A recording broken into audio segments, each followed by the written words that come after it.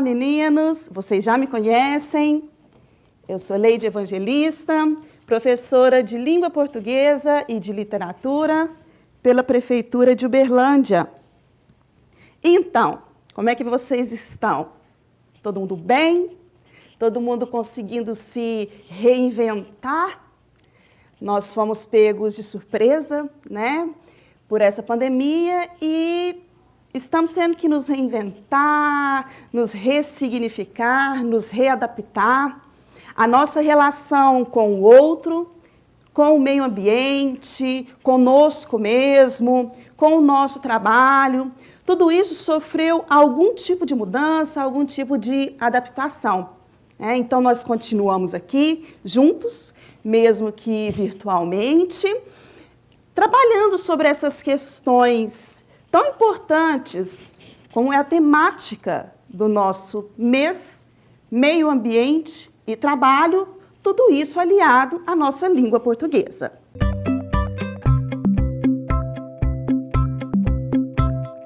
Então, eu trouxe essas duas imagens para a gente analisar. São duas imagens dos canais de Veneza, na Itália, do mesmo lugar, né? Mas em momentos diferentes. Essa primeira foto ela foi tirada muito antes da pandemia. Já a segunda foto, ela foi feita em abril, exatamente uma semana após o início daquele isolamento social que aconteceu mesmo na região, né? Então, por essas duas imagens, a gente consegue perceber o quanto o ar está mais limpo da segunda imagem, o quanto a água está mais cristalina, e aí a gente percebe o quanto a influência do homem, a ação do homem interfere diretamente no meio ambiente, né? Pode ser que vocês vejam esse conteúdo aí com mais afinco em outras disciplinas, mas, resumidamente, o que aconteceu para que essa limpeza se desse de uma maneira tão rápida é que o lodo que ficava ali na superfície, por conta do fluxo muito grande das embarcações, ele acabou afundando, né? E uma vez que ele foi afundando, o fluxo da água, que se tornou também mais intenso, foi levando essa sujeira para longe, tornando assim mais cristalino e mais limpos os canais. Então, além desses aspectos positivos, nós temos também alguns aspectos negativos. E eu não vou nem entrar tanto em questão das vidas humanas que se perderam, e eu abro só um parêntese para deixar as minhas condolências aqui para as famílias enlutadas. Mas, quanto aos aspectos negativos, nós temos uma questão muito séria. As pessoas estão ficando mais em casa. E, conforme a gente fica mais em casa, a gente consome mais. E se consumimos mais, também produzimos mais resíduos, mais lixo. E o que é o lixo? Tudo aquilo que não me serve mais passa a ser lixo? Eu trouxe um texto, na verdade, o trecho de um texto, para a gente analisar sobre essa questão do lixo. É um texto de Luiz Fernando Veríssimo, e ele conta a história de um casal de vizinhos que não se conhece, e em algum momento eles se encontram na lixeira comunitária ali do seu condomínio, né? Então, vamos acompanhar a leitura, como é um diálogo. Prestem bastante atenção aí para não se perderem. O lixo, Luiz Fernando Veríssimo. Só não fiquei com eles porque, afinal, estaria roubando. Se bem que, não sei, o lixo da pessoa ainda é propriedade dela? Acho que não. Lixo é domínio público. Você tem razão. Através do lixo, o particular se torna público. O que sobra da nossa vida privada se integra com a sobra dos outros. O lixo é comunitário, é a nossa parte mais social. Será isso? Bom, aí você já está indo fundo demais no lixo. Eu acho que ontem no seu lixo, o quê? Me enganei ou eram cascas de camarão? Acertou. Eu comprei uns camarões graúdos e descasquei. Eu adoro camarão.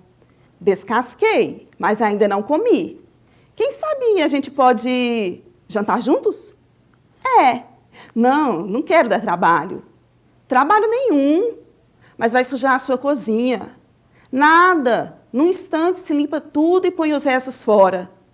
No seu lixo ou no meu? E aí, no seu lixo ou no meu? Em algum momento a personagem diz que o lixo, ele passa a ser comunitário, passa a ser de todos nós. Então, é uma resposta, uma pergunta, na verdade, que ela fica sem resposta, fica no ar, né? Fica aí como reflexão também. Como eu havia falado, o texto conta a história de um casal de vizinhos que não se conhecem, mas eles, por algum motivo, começaram a observar o lixo um do outro. E, através das características do lixo um do outro, eles também começaram a perceber as características deles, das pessoas. Então, se é que é possível a gente identificar características de uma pessoa através do lixo, dos resíduos que ela produz, imagine através da fala, da sua maneira de falar, da sua maneira de se expressar. Se, por exemplo, hoje eu for lá para o sul, muito provavelmente eu vou ser conhecida como a mineirinha. Porque quando nós estamos dentro do nosso grupo social, a gente não percebe tanto isso, né? Essa questão do sotaque um do outro. Mas quando a gente é destacado do nosso grupo, facilmente isso é percebido. E por que isso acontece? Porque existem as variações linguísticas. E é sobre as variações linguísticas que a gente vai falar hoje, aliado ao tema, à temática, né? Que é meio ambiente e trabalho. Variações linguísticas. Nós sabemos que cada um tem o seu jeito de falar, de se expressar, de comunicar aquilo que precisa, né? Então, surge essa expressão variação linguística justamente para mostrar as diferentes formas que os falantes de uma mesma língua têm de utilizá-la, têm de utilizar essa língua, né? E essa diversidade na escrita e na fala, ela se dá por diversos fatores. E a gente vai ver alguns deles aqui. Não são todos, mas vamos analisar alguns. Variação geográfica. A variação geográfica é aquilo que eu falei anteriormente. Se eu vou lá para o sul, as pessoas naturalmente vão perceber que eu tenho uma maneira de falar diferente, que tem algumas expressões que a gente usa que lá não são usadas. O mesmo acontece quando alguém vem lá do Rio de Janeiro, por exemplo, e a gente consegue perceber facilmente essas diferenças. Então, essa variação geográfica, ela tem a ver com a região a qual a gente está inserido. E eu não sei se vocês já perceberam, mas quando uma pessoa, por exemplo, ela viaja para um outro estado e fica por muito tempo lá, ela volta com um jeito de falar um pouco diferente também. Isso é muito comum de acontecer. Variação histórica. A variação histórica é o seguinte: se você pegar um livro lá de 1900 e bolinha, ou um filme, você vai conseguir perceber que existem palavras ou expressões que a gente não usa muito hoje em dia. Essas expressões, elas caíram em desuso, se tornaram arcaísmo. Assim como existem muitas palavras e expressões que foram nascendo ao longo do tempo, elas foram sendo integradas, incorporadas à nossa língua, né? Então, isso é a variação histórica, é esse movimento que a língua tem ao longo do tempo. Variação social. A variação social, ela está relacionada aos grupos sociais. Vamos imaginar uma conversa entre um idoso e um adolescente. Existem, da mesma maneira, né? Existem as diferenças, existem algumas gírias que o adolescente fala e que o idoso não vai conhecer. E, da mesma maneira, o adolescente, às vezes, não entende muito bem o que o idoso está querendo dizer, porque são de grupos sociais diferentes. Às vezes você vai ao médico e ele fala com termos tão técnicos, aqueles jargões técnicos dos médicos mesmo, que o paciente não consegue entender muito bem. Essa também é um tipo de variação social, porque são grupos sociais diferentes. Se você pensa aí num estilo musical, vamos supor um grupo de funkeiros e um grupo de sertanejos. Existem também as suas variações quanto à sua forma de se expressar, né? E a variação situacional. Aí eu vou me colocar como exemplo. Eu, enquanto professora, falando com vocês, eu tenho a minha maneira de falar. Se eu falo com os meus amigos, eu tenho uma outra maneira de falar.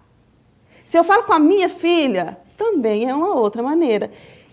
E dentro de um mesmo falante, a gente tem essas modificações. Isso acontece por quê? Porque a gente se adequa à situação, né? Não é sempre que você vai falar do mesmo jeito. Quer dizer que você está falando mais certo em algum momento, mais errado em outro momento? Não, não necessariamente. Quer dizer que você está se adaptando a determinada situação. Isso é um exemplo de variação situacional. Continuando aqui.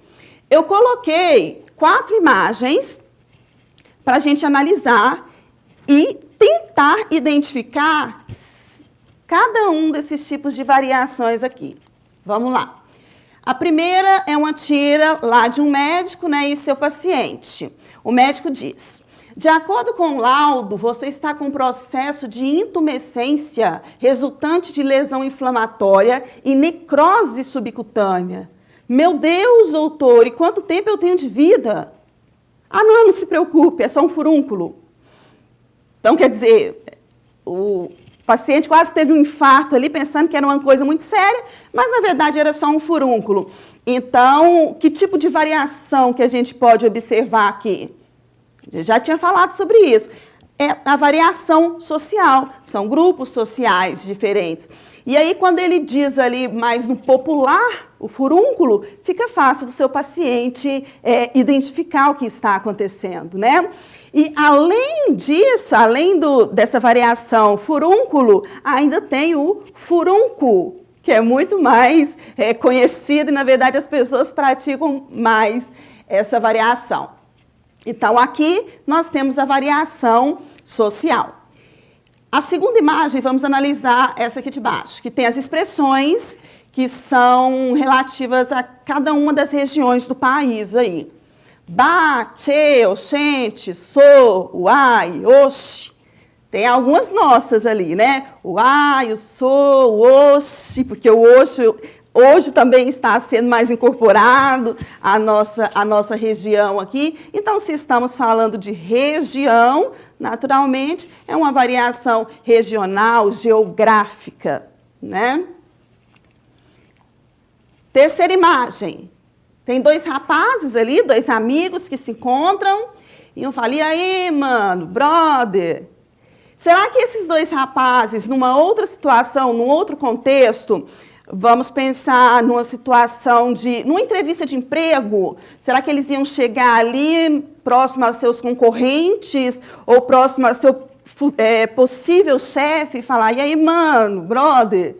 Não, né? Isso não vai acontecer porque a situação exige uma outra maneira de se falar. Mas já aqui está tudo certo, né? São 2 amigos que se encontraram casualmente, então não precisa de uma linguagem mais séria. Então, nós estamos falando de uma variação situacional. Quarta imagem. Veja que belos movimentos elípticos fazem essas ondas, meu caro amigo. Pegá-las-emos nesse instante ou mais tardiamente? Essa aqui está muito fácil de identificar, né? São palavras que, assim, não palavras, mas são estruturas que a gente não costuma usar muito, ainda mais nesse ambiente. Então, esse é um tipo de variação histórica. Vamos adiante. Linguagem formal e linguagem informal. Lembrando que não quer dizer, eu falei isso, mas eu quero frisar e deixar isso muito claro, não quer dizer que esteja errado ou certo a maneira de se falar. O que se prima, o que a gente tem que prestar atenção, tem que dar mais foco, é a comunicação e a situação em que essa comunicação acontece, né? A sua situação comunicativa. O que é a linguagem informal? A informal é essa que a gente trabalha aí no dia a dia, né? Com a sua família, com seus amigos, com seus filhos, que não exige nenhum tipo de seriedade. Já a linguagem formal é aquela que exige um pouco mais de solenidade, de seriedade, que você procura falar as palavras mais corretamente, de acordo com o que temos aí na gramática, dos dicionários, enfim. Então, eu peguei aqui, tem duas colunas, e a gente vai identificar a qual dessas linguagens, cada uma dessas colunas se refere. A primeira coluna diz assim: a gente está muito cansado. Caramba, estou perdido, não sei chegar no hotel. E aí? Como você anda? E a segunda diz assim: nós estamos muito cansados. Estou perdido e não sei chegar ao hotel. Olá, como você está? Então, qual delas é a linguagem formal? Qual delas é a linguagem informal? Fácil de perceber também. A linguagem formal é essa segunda coluna, ao passo que a linguagem informal é a primeira coluna. Ok? Quando nós falamos de linguagem formal e informal, nós temos um conceito muito importante a analisar, que é o preconceito linguístico. Vocês já ouviram falar do preconceito linguístico? É uma forma de discriminação social que consiste em julgar o indivíduo pela forma como ele se comunica, seja oralmente, seja por escrito. O parâmetro desse julgamento é a chamada norma culta, norma padrão, norma formal. E quanto mais distante dessa norma formal, mais criticado e rebaixado é o falante. A gente vê isso muito em ambiente escolar. Eu vou passar o próximo slide e a gente volta nesse assunto. O preconceito linguístico está intimamente relacionado com as variações linguísticas, uma vez que ele surge para julgar as manifestações linguísticas como superiores ou inferiores. E como eu dizia, isso é muito comum acontecer em ambiente escolar. Especialmente no ambiente, no período ali, ensino fundamental, ensino médio, quando, por exemplo, algum aluno vem de uma outra região, tem uma maneira de falar diferente, tem um sotaque diferente, e ele é muito criticado, e ele sofre bullying por conta disso. E aí, é tarefa não só do professor, que fique claro, não é tarefa só do professor, mas de todos os que estão ao redor, de recriminar esse tipo de atitude. Não recriminar a pessoa que pratica o preconceito, mas o ato em si. Nenhum tipo de preconceito deve ser aceitável, e esse também não é. É uma coisa comum de acontecer, mas não é normal. Não pode cair na normalidade. E quando a gente fala de preconceito linguístico, automaticamente eu lembro dessa frase aqui, da frase do Patativa do Assaré. É melhor escrever errado a coisa certa do que escrever certo a coisa errada. Isso acontece demais. Sabe em que situação que isso acontece muito? Em redações, por exemplo. O aluno, ele quer florear a sua fala, quer tentar falar bonito demais. No final das contas, o que ele acaba fazendo é só enchendo linguiça. que é uma expressão muito comum nossa aqui, né? E, então, às vezes, tenta-se falar bonito demais, mas fala-se ou pratica-se a coisa errada. Ao passo que uma pessoa que às vezes vai falar uma coisa mais simples, é ele que está agindo mais corretamente. Por que Patativa do Assaré? Já que o nome do poeta é Antônio Gonçalves da Silva. Patativa é um pássaro, é o nome de um passarinho. E Assaré é a região de onde veio o Patativa.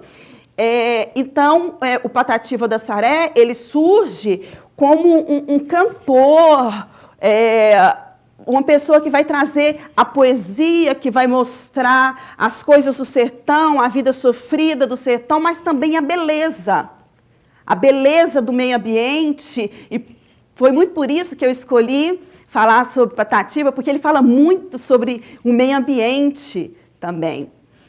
E aqui ao lado, nós temos um pequeno texto que vai contar a história de vida do Patativa do Assaré. E a gente já viu esse gênero textual lá nas primeiras aulas. Vocês lembram como é que se chama o gênero textual que fala sobre a vida de alguém? Eu tenho certeza que vocês lembram. Isso mesmo, biografia. Então, vamos ler a biografia do Patativa do Assaré. Antônio Gonçalves da Silva, poeta e repentista brasileiro, um dos principais representantes da arte popular nordestina. Com uma linguagem simples, porém poética, ele retratava a vida sofrida e árida do povo do sertão. Poesia de cordel. Vamos falar um pouco hoje. Na próxima aula, a gente vai falar melhor ainda sobre isso. Hoje vai ser bem rapidinho. A poesia de cordel, ela é uma das maiores riquezas, dos maiores tesouros que a gente tem na nossa literatura. O cordel nordestino é uma expressão popular que se caracteriza pela declamação de poemas. Textos rimados, impressos em folhetos e pendurados em cordas, os cordéis, e vendidos em feiras livres. Então, primeiramente, o cordel, ele é um gênero oral, ele é declamado, ele é falado, ele é dito, né? Ele é cantado. E depois disso é que ele é impresso e passado aí para os folhetinhos de cordel que são vendidos. Cante lá, que eu canto cá. Patativa do Assaré. Eu escolhi esse texto para ler com vocês, só que não vai dar para ler tudo. Primeiro porque os textos de cordel, eles são bastante longos, mas vale a pena a leitura.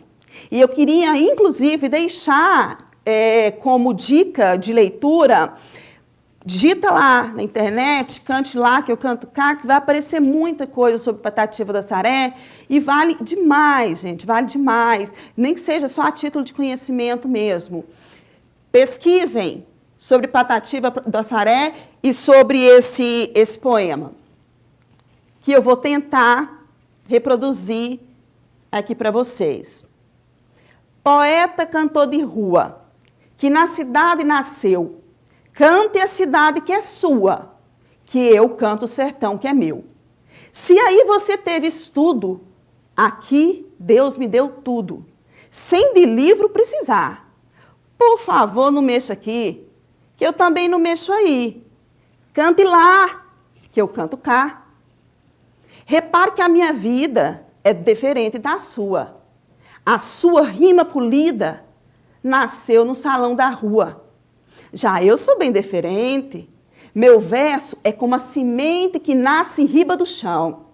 Não tenho estudo nem arte. A minha rima faz parte das obras da criação. Amigo, não tenha queixa. Veja que eu tenho razão em lhe dizer que não mexa nas coisas do meu sertão.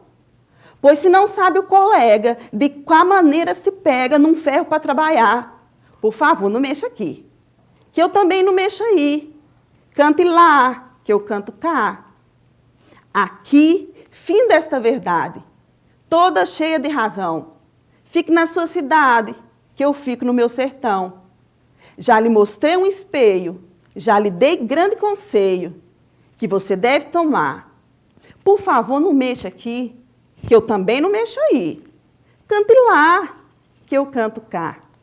Ah, gente, maravilhoso. Maravilhoso esse poema. E eu estou com ele aqui impresso para a gente analisar rapidamente. Qual o tema do poema? Fala sobre tanta coisa que às vezes é difícil a gente elencar uma coisa só. Mas a primeira coisa que a gente percebe é que existe uma oposição entre a cidade e o sertão. Cante lá. Onde que é o lá? Olha, eu já peguei o sotaque. Onde que é o lá? O lá é a cidade. E o cá é o meu sertão. Então, há um apelo, mas também num tom meio que intimidativo, para que não se mexa aqui. Aqui que é o sertão. Não mexe no meu meio ambiente, não, que eu também não mexo aí na sua cidade. Além do que, o poema, ele fala sobre a própria arte de se fazer poesia.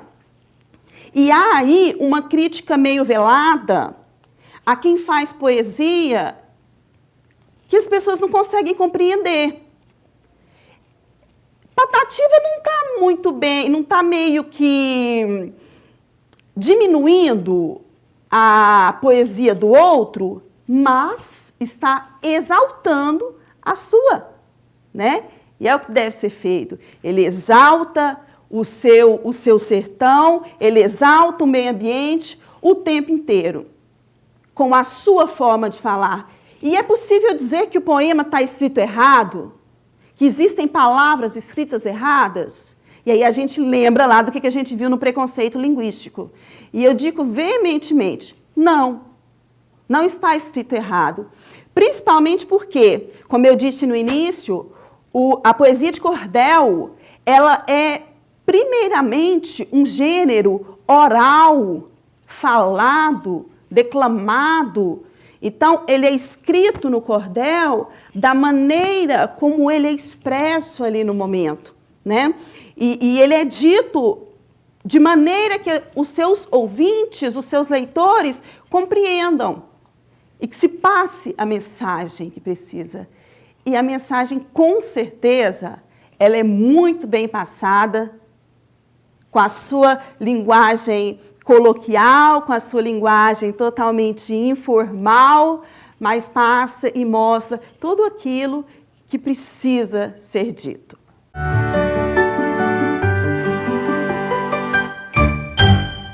Estamos chegando ao fim de mais uma aula, então nós vamos revisar tudo aquilo que a gente viu até aqui.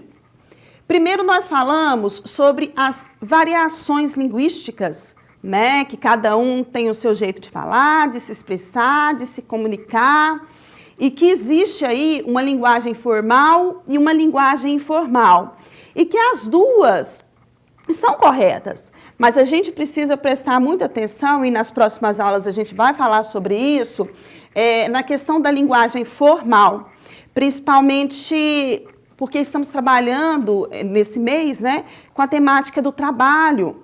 E no trabalho, a gente precisa assumir essa linguagem mais formal. O que não quer dizer que a linguagem informal esteja errada, assim como a gente viu com o conceito lá do preconceito linguístico. Então, tudo que é preconceito é ruim. O preconceito linguístico não seria diferente. Devemos tentar evitar a todo custo. E aí vimos sobre a poesia de cordel, que é essa grande maravilha que nós temos na literatura, né? E falamos do Patativa do Assaré, que nos deixou em 2002, mas a sua obra, ela continuará sempre eterna. Eu acho que foi isso. Eu costumo deixar uma mensagem no final, mas hoje eu não vou falar muito. Já falei demais. Eu vou deixar uma imagem como reflexão para vocês. Essa imagem ela vem bem a calhar, porque eu não sei se ainda está na época dos ipês florirem, mas há 2 semanas eu vi um ipê muito parecido com esse, com bastante flores no chão. Como não era eu que ia limpar, eu achei lindo, né? E aí, quando a gente olha essa imagem aqui, a gente percebe que existem 2 tipos de pessoas. A primeira pessoa olha e diz, olha que ipê bonito. A segunda diz, ixi, mas isso faz uma sujeira, hein? E aí? Que tipo de pessoa você tem sido nesse momento? A pessoa que consegue olhar para a beleza do ipê, apesar de que estamos numa situação difícil, mas consegue tirar algum aprendizado de tudo isso? Ou você consegue ver só a sujeira? Só as coisas ruins que estão acontecendo? Eu espero que a gente seja mais a pessoa 1, apesar de que, às vezes, a gente tem essa oscilação mesmo. Então, é isso. Cuidem-se. Não se esqueçam de usar o seu álcool em gel, sua máscara.